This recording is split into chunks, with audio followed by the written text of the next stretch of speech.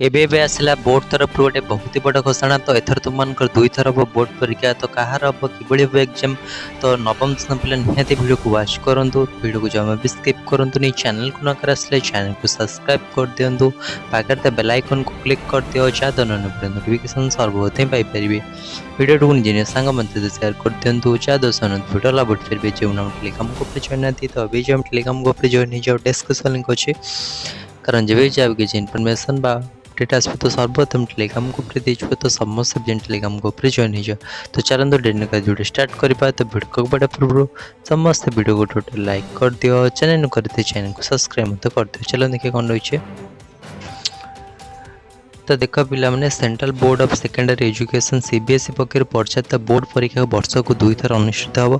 आसंता 2025-26 शिक्षा वर्ष नियम लागू करने लगी लागू करने को शिक्षा मंत्रालय लक्ष्य रखिता बेले पिला चाप मुक्त और अधिक सुजोग देवा उद्देश्य एपरी योजना को करा जाउछि। दुई थर एथर हवा जाउछि एग्जाम।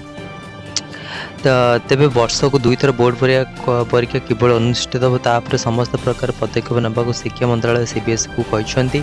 एथिसे आसंता मासरे बोर्ड समस्त स्कूल प्रिंसिपल मान ए संपर्क में कथा हम। दुई थर बोर्ड परीक्षा संपर्क से मतामत ग्रहण कर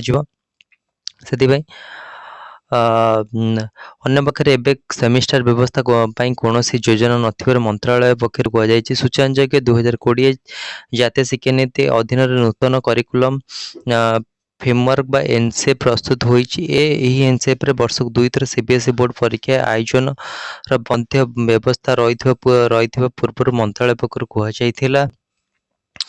सेहीभଳି गत फेब्रुआरी 24 केंद्र शिक्षा मंत्री धर्मेंद्र प्रधान वर्ष को दुई थर बोर्ड परीक्षा हम बोली कही।